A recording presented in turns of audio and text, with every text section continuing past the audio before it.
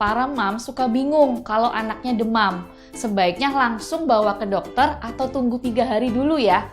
Nah, supaya nggak bingung, boleh saksikan video berikut ini ya. Tapi sebelumnya jangan lupa subscribe dan tekan tombol loncengnya.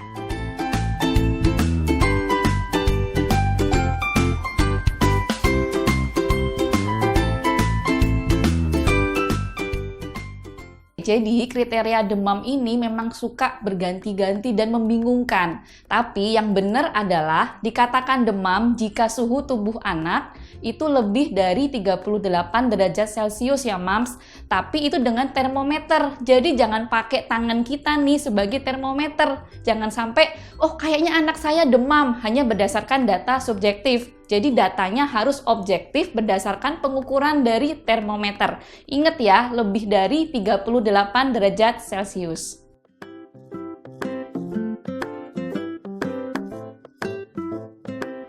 Jadi yang dikatakan sumeng-sumeng itu, kalau di bahasa medis kita sebutnya subfebris. Kalau diukur suhunya biasanya berkisar antara 37,5 atau 37,7, 37,8, tapi tidak pernah sampai 38. Jadi itu belum demam ya. Kan demam itu di atas 38 derajat Celcius.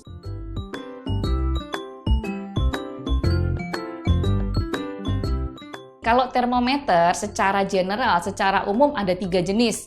Yang pertama termometer digital, kemudian yang kedua termometer infrared yang suka kita pakai nih akhir-akhir ini kan. Kemudian yang ketiga termometer telinga. Nah, bedanya apa? Kalau termometer digital itu bisa dipakai di beberapa tempat. Misal, pengukuran di mulut atau oral. Kemudian pengukuran di dubur atau rektal. Kemudian bisa juga untuk pengukuran di aksila atau ketiak. Nah, itu tergantung usia anak. Kalau kita mengukur via oral atau mulut dengan termometer digital, itu baru bisa digunakan kalau anak usia lebih dari 4 tahun. Karena anaknya lebih kooperatif gitu. Tetapi sebenarnya menurut rekomendasi yang paling benar, yang paling akurat itu kalau kita ukur via rektal atau via dubur. Apalagi untuk bayi usia kurang dari 3 bulan. Jadi nyalain kan termometernya, masukin ke dubur kurang lebih 1,5 atau 2 cm, kemudian diemin, tunggu sampai dia nyala. Nah, setelah dia bip-bip bunyi, baru kita angkat. Kita lihat suhunya ya. Itu untuk termometer digital. Jangan lupa kalau kita mau pakai sebagai pengukuran di mulut atau di dubur, kasih label ya. Jadi nggak kebalik, yang awalnya dipakai untuk mulut, besoknya dipakai di dubur ya. Jadi ada labelnya. Kemudian yang kedua, termometer infrared. Itu biasanya kita pakai yang sekarang lagi sering dipakai karena COVID, jadi dia tidak memakai kontak ya kan, cukup ditembakkan aja sinar infrarednya, dia akan mengukur suhunya. Tapi selalu perhatikan petunjuk pemakaian, di mana harus menembaknya itu penting ya. Kemudian yang ketiga itu termometer telinga. Nah, ini biasanya lebih sulit untuk dipakai, tergantung dengan kemampuan para moms di rumah. Jadi pilih yang mana saja, asal pengukurannya tepat, caranya juga tepat, pasti hasilnya juga akurat.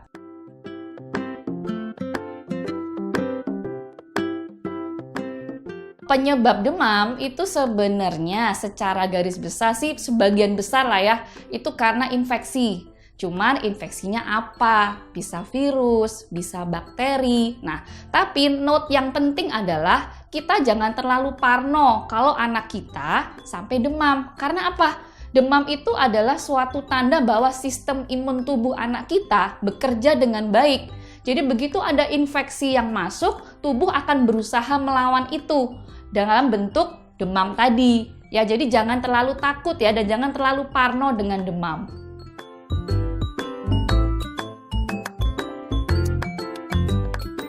Kalau pada saat anak kita demam, Mams, sebenarnya tidak harus selalu diberikan obat penurun panas. Kita lihat dulu, diukur dulu tadi ya, suhunya berapa, setinggi apa, kemudian kondisi umum anaknya seperti apa.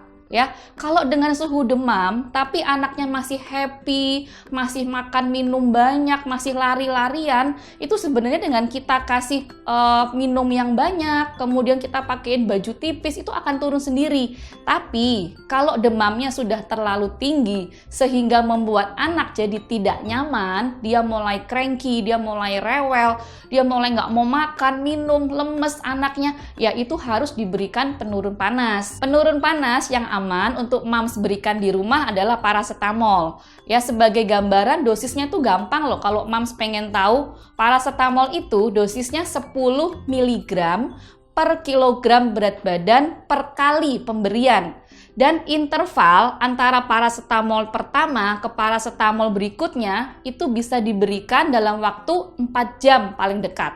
Otomatis kalau mams kasih paracetamol ke anaknya, ukurlah suhunya lagi 4 jam kemudian. Kalau memang dia masih demam, masih di atas 38 derajat Celcius, boleh diulang paracetamolnya.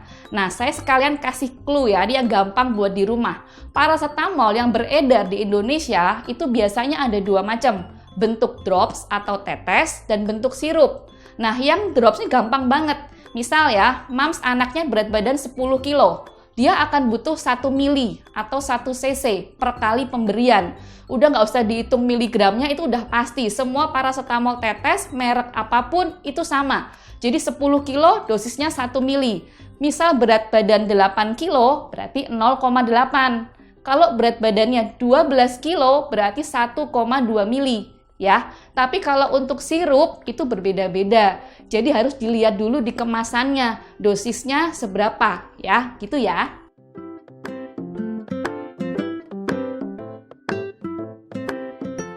Kapan anak yang demam harus dibawa ke dokter? Nah, ini berdasarkan usia anak sebenarnya, mams.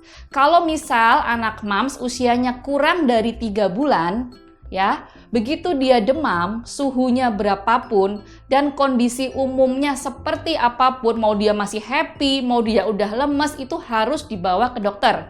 3 bulan ke bawah, ya. Kalau lebih besar, misal usia 3 bulan sampai 36 bulan atau 3 tahun, nah itu mams boleh tunggu, boleh lihat sampai 3 hari. Ya, tetapi kalau dia usia 3 bulan sampai 3 tahun tadi dan suhunya sampai 39 derajat Celcius, itu harus dibawa segera ke dokter. Nah, kemudian ada lagi patokannya. Untuk anak usia berapapun, kalau suhunya lebih dari 40 derajat Celcius, itu harus segera dibawa ke dokter ya. Apalagi kalau demamnya membuat anak jadi nggak mau makan minum. Lihat kencingnya juga. Kalau dalam waktu 4-6 jam dia nggak kencing, kita takut dia dehidrasi. Jadi harus segera dibawa ke dokter juga ya.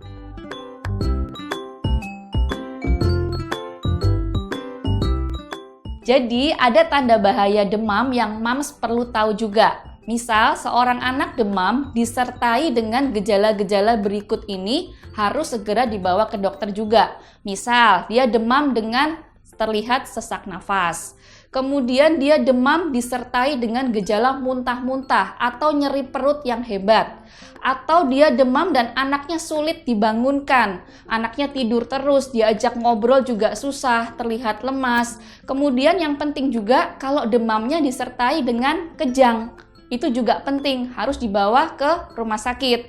Dilihat juga kalau ada kekakuan otot di belakang leher sini, kita curiga ada sesuatu yang serius juga. Kemudian harus dilihat juga status hidrasinya. Kalau memang makan minumnya udah berkurang sekali, itu penting banget, harus segera dibawa ke rumah sakit ya.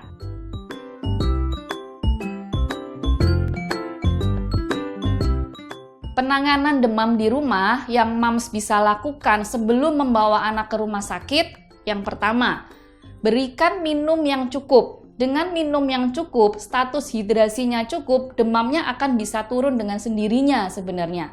Kemudian yang kedua, pastikan suhu di lingkungan sekitar anak itu dingin juga. Jadi jangan takut nyalain AC kalau anak itu demam ya. Ada kan yang mam suka malah mati-matiin AC-nya takut kalau anaknya tambah tinggi suhunya. Padahal tidak, itu mitos. Jadi kalau anak demam, buatlah suhu di sekitar anak itu nyaman. Jadi nyalakan AC-nya di suhu mungkin 25 atau 26 derajat Celcius sehingga anak ini merasa nyaman.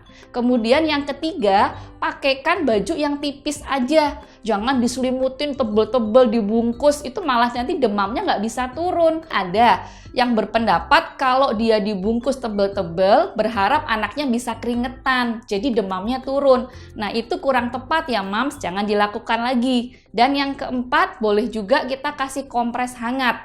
Misal kompres di dahi atau kemudian di lipatan ketiak atau di lipatan paha ya. Jadi itu beberapa hal yang mams bisa lakukan di rumah pada saat menangani anak demam.